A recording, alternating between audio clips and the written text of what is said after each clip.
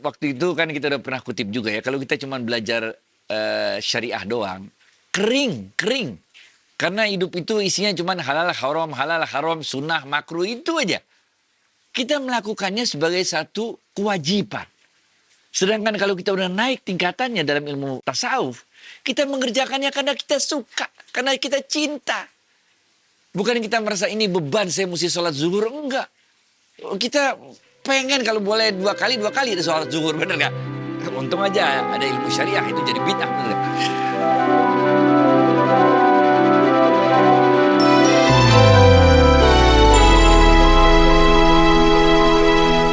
Assalamualaikum warahmatullahi wabarakatuh, sahabat Smart Skill School. Semoga kita semua selalu dalam lindungan Allah Subhanahu wa Ta'ala. Amin. Yuk kita sapa Ustadz kita, Ustadz Adi Warman Azwar Karim. Ustadz, Assalamualaikum, apa kabar? Waalaikumsalam warahmatullahi wabarakatuh. Sehat, berkah, bahagia, insyaAllah, amin. Ustadz, saya baru sedikit baca nih tulisan tentang tasawuf itu tidak pandang gender dan latar belakang. Apakah itu menjadikan kaum wanita merasa lebih nyaman dengan tasawuf dibandingkan fikih yang menyudutkan dengan perempuan itu ada halal haram gitu. Apa pandangan Ustadz tentang hal ini? Kacau. Gimana cara jawabnya nih? Pertama, tasawuf yang benar adalah tasawuf yang didahului dengan ilmu-ilmu dasar Islam. Yaitu ilmu akidah, ilmu syariah, ilmu akhlak. Baru kemudian masuk ke tasawuf. Oke? Nah, pada saat kita membahas ilmu-ilmu dasar itu, terutama ketika kita bicara mengenai syariah, halal haram, ini bukan aja wanita yang tertekan. Laki-laki juga tertekan, bener gak? Banyak bandang ketika bolehnya, bener gak? Tapi ketika kita nanti udah sampai ke level akhlak, bener gak? Itu halal haramnya mungkin berkurang, tapi juga ada tambahan-tambahan. Karena orang Indonesia kadang-kadang adab minum kita anggap sebagai syariah minum, benar nggak? Misalnya adab makan dan minum itu adalah duduk, benar nggak? Itu adab, babnya bab akhlak. Sedangkan kalau dalam keadaan tertentu tentu kita nggak apa-apa makan berdiri, minum berdiri nggak apa-apa, ilmu syariahnya ya. Tapi kalau dalam ilmu akhlaknya adabnya nggak pantas. Kalau makan sembari berdiri, sembari minum sembari berdiri, benar gak? Nah, jadi kita ambil contoh kitabnya Ihya Ulumuddin Imam Ghazali lah, biar kita jabarin dikit ya. Dalam kitab Ihya Ulumuddin Imam Ghazali itu, di awal-awal, bab-bab awal, itu bicara tentang akidah. Setelah beliau terangkan tentang ilmu, kemudian beliau bicara tentang akidah. Akidah Ahlussunnah wal Jamaah, diterangin dulu sama Imam Ghazali.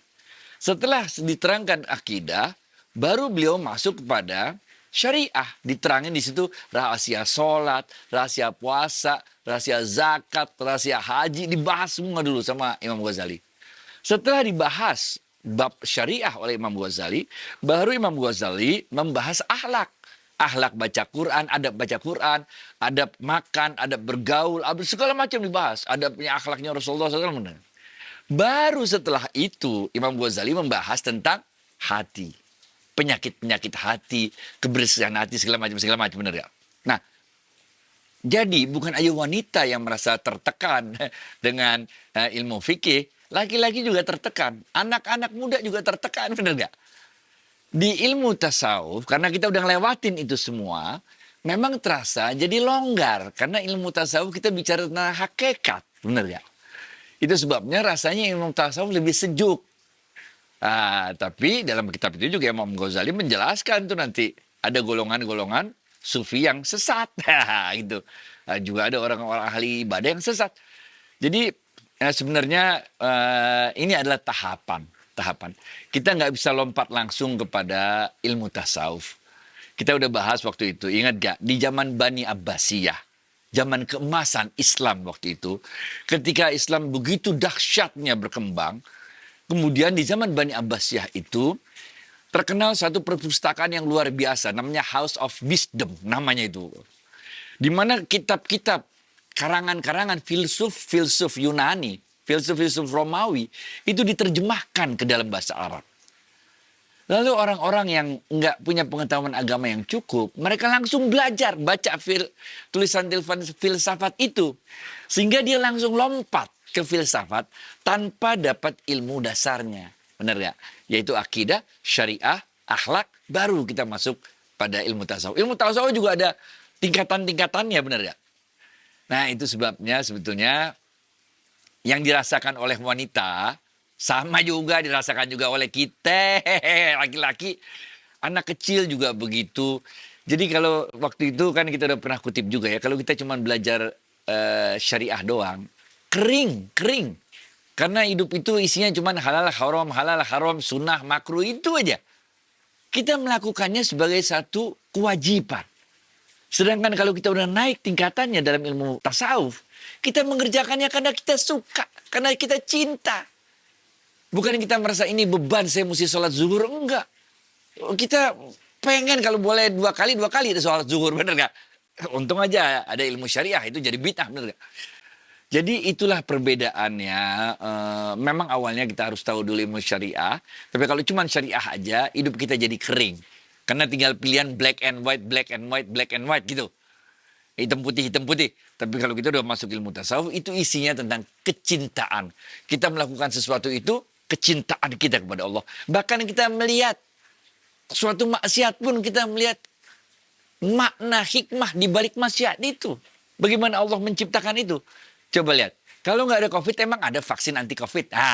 Benar nggak? Kalau nggak ada orang yang sakit kanker, emang ada ilmu kemo. Emang ada kemajuan kedokteran sebagainya, benar nggak? Ini semua kalau ilmu tasawuf kita udah ngomongnya udah hakikat soalnya. Udah ngomong makrifat. Baik tuh ya, Wid. Nah, dalam tulisan ini juga ada kisah Ustadz mengenai seorang penganut sufi wanita yang ingin memadamkan neraka Ustadz. Nah, itu cerita Robiah Adawiyah. Robiah Adawiyah ini salah satu kisah yang paling sering dibahas di dalam kitab-kitab tasawuf. Karena beliau itu perjalanan hidupnya sedemikian rupa. Beliau di awal-awal beliau sebelum dapat hidayah ya. Robiah Adawiyah hidupnya boleh dibilang agak melenceng lah dari ajaran Islam. Sampai kemudian beliau menemukan hidayah, mendapat hidayah dari Allah. Sehingga beliau lompat tingkatannya. Menjadi benar-benar mengenal Allah. Sehingga beliau suatu saat, namanya juga ini kalau orang tasawuf kayak begini, benar gak? Tiba-tiba dia bawa ember air nanteng-nanteng. Mau kemana? Ada apa katanya? Mau madamin api kata dia. Lah, ngapain madamin api? Aku mau memadamkan api neraka. Maaf. Agar tidak ada lagi orang yang menjauhi maksiat karena takut masuk neraka. Gelo gak? Karena buat levelnya Robiah Adawiyah itu udah lain, bos. Beliau doanya udah lain, wahai Allah, kan gitu. Seandainya ibadahku ini karena aku menginginkan surgamu, maka haramkan surga bagiku. Seandainya aku meninggalkan maksiat ini karena aku takut nerakamu, masukkan aku ke dalam nerakamu. Benar gak? Karena surga neraka dalam ilmu tasawuf adalah makhluknya Allah. Ngapain kita urusan sama makhluknya Allah? Sedangkan kita adalah sebaik-baiknya ciptaan, kata Allah. Benar gak? Ya tentu kita mau yang lebih daripada surga. Apa itu? Sang pencipta surga itu sendiri. Sang pemilik surga itu sendiri. Yaitu Allah Azza wa Jalla. Nah, itu tingkatannya udah kayak begitu, bos. Tapi bayangin ya, kalau boleh. Bayangin, orang yang belajar tasawuf nggak pakai ilmu akidah, syariah, akhlak. Kacau balau, bos. Jadi dia nggak, bahkan dalam ilmu tasawuf nih di pondok, kita kalau belum tamat baca Ihya Ulumuddin, belum boleh baca Al-Hikam. Karena kita bingung, karena ini potongan-potongan. Nah, kalau udah selesai Al-Hikam, baru boleh kita mau belajar Jalaluddin Rumi, ada Syekh Abdul Qadir Jailani, ada yang lain-lain lagi semuanya, benar nggak? Udah masuk yang lebih advance lagi. Jadi insya Allah lah kita pelajarin sesuai dengan tahapannya, kita jalanin hidup, insya Allah aman, men. Alhamdulillah jelas Ustadz. Nah ini ada pertanyaan dari sahabat kita. Sahabat kita ini agak berkecil hati karena status beliau itu sebagai ibu rumah tangga aja katanya. Padahal beliau itu seorang insinyur atau sarjana apa gitu, saya lupa ininya. Mohon arahan Ustadz. Ya Allah, kok ibu rumah tangga aja sih? Bukan aja. Ibu rumah tangga is everything. Ibu rumah tangga itu yang membuat suaminya sukses. Bener gak? Ibu rumah tangga itulah yang membuat suaminya tenang. Karena anak-anaknya dididik oleh orang yang berpendidikan insinyur. Sehingga anak-anaknya jadi juara kelas. Jadi anak yang soleh-soleha. Bapaknya tenang hidupnya. Coba anaknya berandalan. Pusing bapaknya di kantor, bener gak? Bolak-balik kantor polisi lantar tuh ngurusin anak, bener gak? Jadi ibu rumah tangga itu bukan aja ilmu yang kita dapat sebagai insinyur, entah insinyur apapun, merupakan bekal terbaik bagi kita untuk mendidik anak-anak kita. Paling tidak, walaupun kita bukan, kan insinyur, bukan ustazah kan. Ini menjadi bekal utama untuk mendidik anak-anak kita, memberikan contoh pada anak-anak kita bagaimana pentingnya ilmu dalam Islam. Benar gak? Kalau kita belajarin, saya insinyur nih, benar gak? Waktu saya belajar tentang di IPB ya, tentang taksonomi tumbuhan, tentang berbagai jenis macam tumbuhan, kita takjub, men. Kalau ente nggak begitu paham tumbuhan, ayam deh, ayam nih. Semuanya kan sering lihat ayam. Kok bisa dari tubuh ayam yang sama, tumbuh bulu yang warnanya beda-beda dengan pola yang keren? Bagaimana caranya coba? Gimana coba caranya dah? Kok bisa gitu? Yang sebelah sini merah, sebelah sini hitam, sebelah situ begini. Udah. Jadi kita kalau belajar sebagai insinyur, kita bisa melihat kehebatan Allah dalam seekor ayam. Nah, itu benar. Kok bisa waktu lahir kayak begitu bulunya, begitu udah gede, jadi dan nggak tumbuhnya berpola gitu, tumbuhnya berpola. Begitu juga kalau kita lihat burung, kita lihat ikan koi misalnya. Kok bisa kayak begitu? Jadi inilah sebetulnya dalam setiap ingat gak waktu itu bagaimana Abu Bakar As-Siddiq, Umar bin Khattab, Sayyidina Utsman bin Affan, Ali bin Abi Thalib radhiyallahu anhu, ketika mereka melihat sesuatu, mereka lihat Allah di dalamnya. Mereka lihat kebesaran Allah di dalamnya. Nah ini kadang-kadang ini contohnya salah pahamnya tasawuf nih. Kalau orang tasawuf bilang kami melihat Allah di dalamnya, itu artinya melihat kebesaran Allah di dalamnya. Tapi kalau orang syariah, itu bisa nyalain orang tasawuf. Kok ada Allah di dalam ayam? Mana mungkin? Ha, benar gak? Ya maksudnya bukan ada Allah di dalam ayam, men. Maksudnya ada kebesaran Allah di dalam alam, gitu loh. Sama kayak ini nih, kalau dalam ilmu tasawuf nih. Air hujan, benar gak? Lalu kita tampung. Kemudian kita minum. Lalu kita bilang, saya minum air hujan. Orang tasawuf ngerti itu. Tapi orang syariah bisa marah. Mana mungkin engkau meminum seluruh air hujan? Nah, kan harusnya kalimat yang tepat. Aku minum air hujan yang ada di gelas ini kan gitu. Kalau bahasa fikih, bahasa syariah komplitnya gitu. Tapi orang tasawuf nggak panjang lebar gitu. Dia anggap kalau dia bilang saya minum air hujan, itu artinya ya air hujan yang ada di sini. Masa air hujan di sono-sono gimana minumnya, bener gak? Itu kadang-kadang terjadi perbedaan pendapat antara ahli syariah dengan ahli tasawuf. Karena ahli tasawuf itu, karena udah dekat, udah kenal gitu sama Allah, jadi ngomongnya nggak komplit. Inilah pentingnya kita mempelajari segala jenis ilmu. Sehingga kita, kalau ilmu kita belum nyampe, kita nggak terlalu cepat menyalah-nyalahkan orang. Benar ya? Dalam ilmu tasawuf itu kita nggak ada rumusnya benci sama orang, nggak ada, men. Nggak ada. Bahkan ketika kita melihat orang jahat sekalipun, kita kagak benci sama dia. Benar gak? Karena kita tahu di dalam dirinya ada ruh dari Allah. Karena kita tahu bahwa ada potensi orang tersebut akan taubat. Dan bisa jadi melejit. Ingat gak waktu kemarin yang ada pertanyaan kepada Syekh Abdul Qadir Jailani. Ingat gak masih ceritanya kan?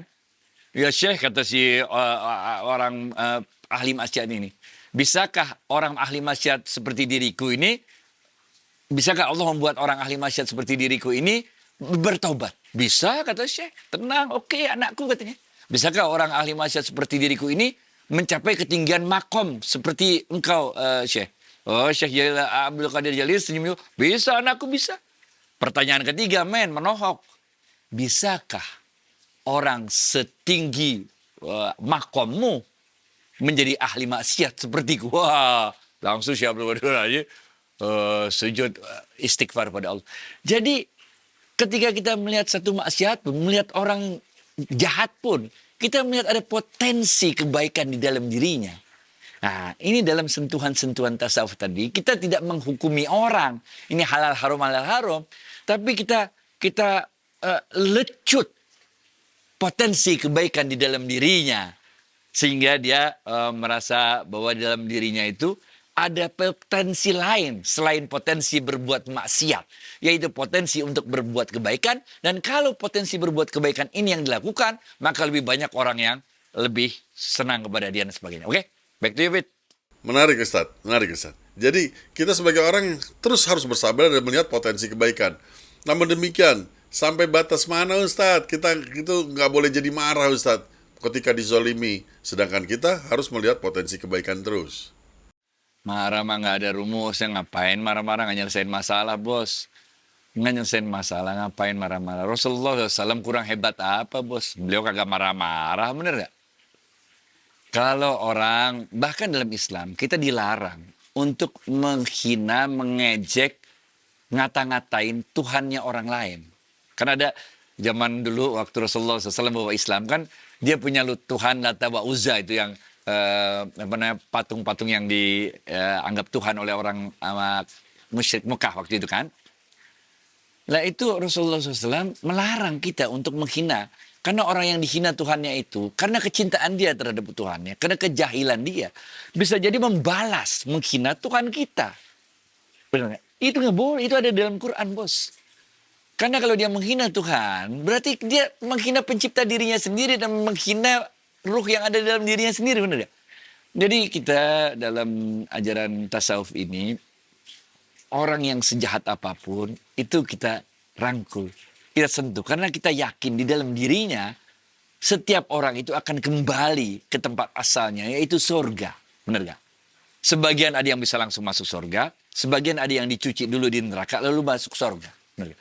Karena kita paham dan yakin bahwa setiap orang itu akan kembali ke surga, maka kita juga yakin bahwa dalam setiap diri orang itu ada panggilan dalam hati kecilnya untuk menghentikan maksiat yang dia buat.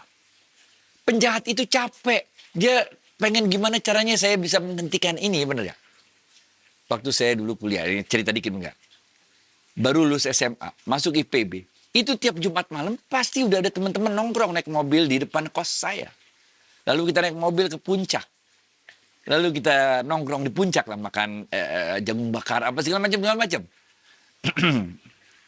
Saya udah, dan nilai jelek, bener gak? Nah, kuliah jelek, dapat C, D gitu kan, bener gak? Ini saya perasaan hati udah gak enak. Gimana caranya saya melepaskan diri dari pergaulan model begini? Ini pergaulan ngabisin waktu, bukannya belajar. Malah nongkrong-nongkrong mulai Jumat malam. Ya. Sehingga ini timbul. Gimana caranya? Kalau nolak belum bisa. Dulu waktu SMA tuh belum sanggup nolak. Gak bisa, sorry gue mau belajar. Wah udah dibully habis. Wah diangkat, dimasukin ke mobil gitu. Kayak wah gitulah pokoknya. Bener, namanya juga baru SMA. Baru lulus SMA. Maka saya dapat ide waktu itu. Saya harus kuliah satu lagi di UI. Nah, benar gak? Tes, masuk UI. Kuliah di IPB, kuliah di UI. Jadi ketika diajak nongkrong sama teman IPB, alasannya nggak bisa. Gue kuliah di UI. Diajakin nongkrong sama teman UI, nggak bisa. Gue kuliah di IPB. Jadi sebetulnya kita punya dorongan yang kuat sekali untuk meninggalkan hal-hal yang sia-sia. Tapi kita memang perlu dorongan teman-teman yang baik, makanya kita bergaul dengan teman-teman yang baik untuk kita bisa kuat meninggalkan lingkungan yang kurang baik itu. Kalau bahasa keren sekarang disebut hijrah. Walaupun sih hijrah mah kalau zaman Rasulullah SAW hijrah dari Mekah ke Madinah. Ente mau hijrah dari kemana men? Dari Jakarta ke Bandung apa gimana? Tapi maksudnya mungkin hijrah dalam hal lingkungan pergaulan.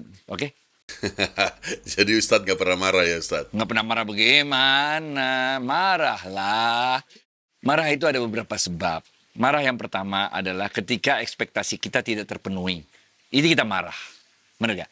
Misalnya ekspektasi kita, anak kita lulus, masuk universitas tertentu. Lalu dia nggak masuk karena dia nggak belajar. Kita marah. Karena ekspektasi kita nggak terpenuhi. Kita punya ekspektasi agar istri kita, kalau kita pulang dari kantor, kita kan capek. Mau di sambut dengan dandanan yang keren dong. Hai ayah, wah gitu bener gak? Minum ayah, gitu. Kita pengen gitu ekspektasi kita. Ternyata enggak. Istri kita tenang-tenang aja dia sudah, udah pulang ya. Gitu. Kita kan jadi sebel. Ini ada jenis marah kayak begini. Kalau jenis marah kayak begini, itu caranya turunin ekspektasi. Bener gak? Nggak usah lah ekspektasi gitu, bener gak? Tapi ada marah yang kedua. Marah bukan karena ekspektasi.